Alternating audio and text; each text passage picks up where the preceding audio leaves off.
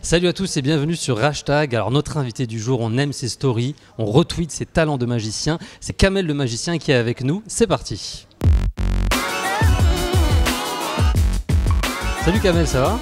Bonjour Rachid, comment ça va? T'es en forme? Très bien. Ça me fait très plaisir de pouvoir t'interviewer. C'est gentil. On s'était vu pendant une autre période importante de ta vie ces derniers mois. Pendant Danse avec les stars, exactement. On va en parler tout à l'heure, mais là on est là pour parler de ton spectacle. C'est au Théâtre Bobino à Paris jusqu'au 23 avril. Exactement. Avant, j'ai une petite question.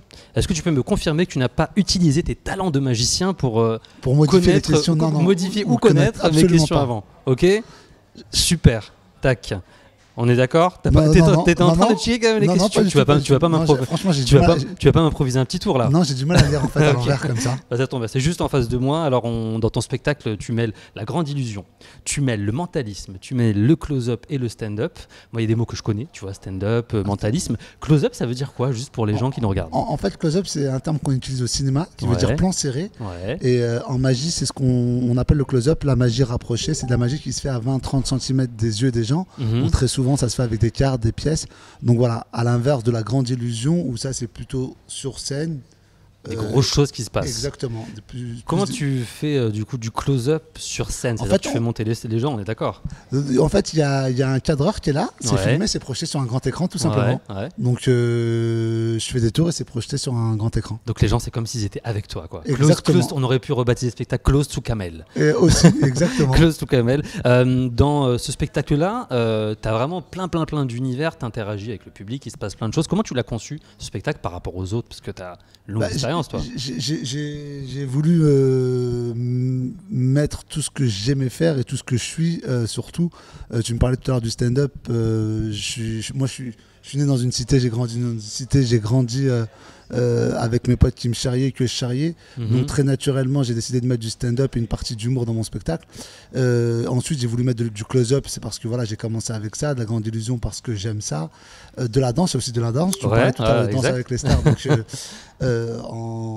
par rapport à l'émission, justement, j'ai décidé d'intégrer une choré.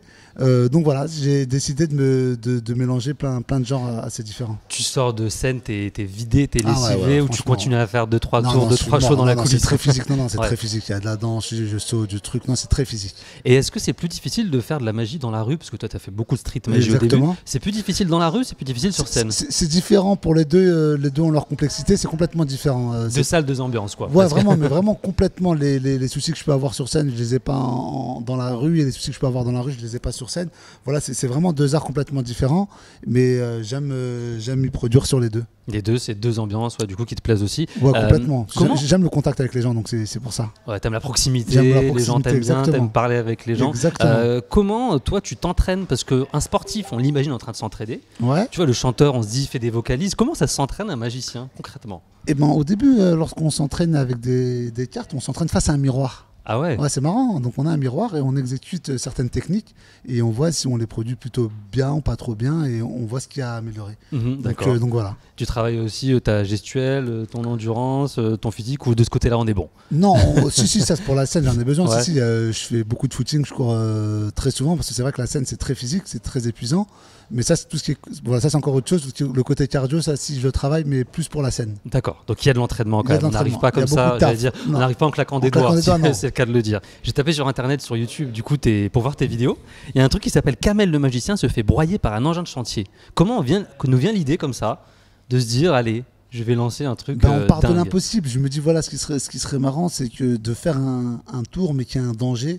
Qu'est-ce qui peut se passer? C'est rentrer dans des pneus, c'est là où il y avait les pneus. Ouais, tu rentres dans les pneus et il y a l'espèce de c'est un tracteur qui arrive, qui te rentre dedans. Ouais, je sais pas si c'est un tractopelle ou monsieur, ouais, c'est un truc pas cool, quoi. Ouais. Et je me dis, voilà, ce qui serait marrant, c'est de se lancer un défi, d'essayer je me mets des menottes, de se défaire en un certain temps. Et si j'y arrive pas, mettre du danger, se dire à ce moment-là il y a un tractopelle qui passe.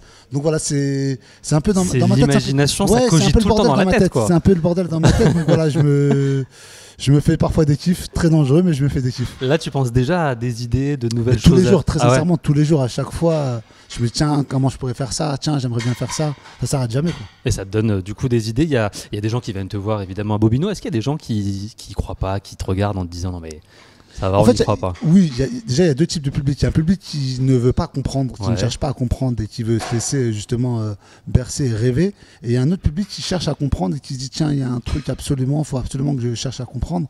Voilà, mais oui, il y a des gens qui pensent que parfois il n'y a pas de truc. C'est ça, ils essayent. Mais c'est ça qui est fort. Ça plaît du coup à tout le monde et peut-être que tu donnes même des vocations maintenant. Bah franchement, en fait, c'est vrai que c'est un public de 7 à 77 ans et c'est vrai que quand je vois un petit môme qui me dit tiens, j'ai commencé la magie parce que j'ai vu tes vidéos sur YouTube, franchement, ça me touche. Donc si j'arrive à créer des vocations, c'est que du kiff. Il va y avoir plein de petits Kamel le magicien partout. Tu travailles avec un monsieur qui s'appelle Don Wayne, un Américain, qui a travaillé avec David Copperfield. La touche américaine, c'est important quand on est dans ce monde-là de la magie. Dans le côté artistique, en règle générale, c'est vrai que les Américains, je pense, ont 20 ans d'avance de ce côtéla. Et ce monsieur-là, c'est un grand consultant dans la magie qui est connu mondialement. Il bosse depuis 20 ans, 30 ans. Beaucoup plus. J'étais même pas né, vraiment. Très sincèrement, j'étais même pas né. Il travaillé même avec Michael Jackson, avec Chris Angel. Il a travaillé pendant plus de 20 ans avec David Copperfield.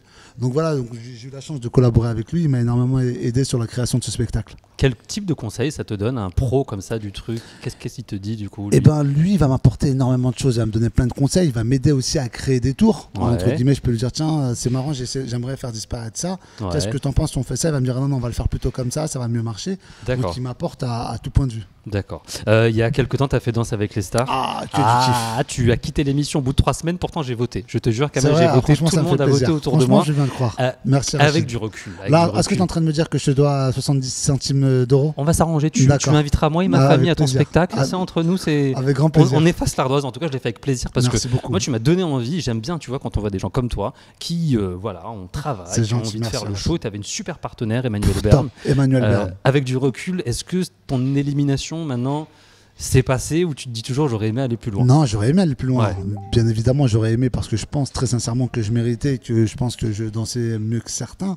Après, j'accepte les règles du jeu, c'est comme ça. Pour moi, la plus belle chose dans cette émission, c'est ma rencontre avec Emmanuel Bern. C'est vraiment une fille formidable qui m'a beaucoup appris.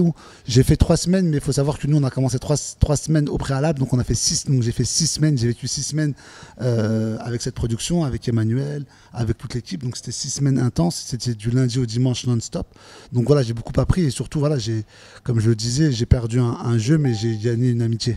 Et du coup, c'était une belle expérience pour toi. Magnifique. T'en as retiré des choses en plus, même pour toi, pour la scène, j'imagine. Mais grave. Franchement, je danse maintenant un peu mieux. Je connais quelques pas de danse sur le jive, sur le cha-cha, sur le contempo. Et voilà, franchement, je regrette pas du tout d'avoir fait cette émission. Nous non plus, on regrette pas. On était très contents de te voir dans cette émission-là. On va passer à la deuxième partie de l'interview. C'est l'interview hashtag avec Kamel. C'est tout de suite.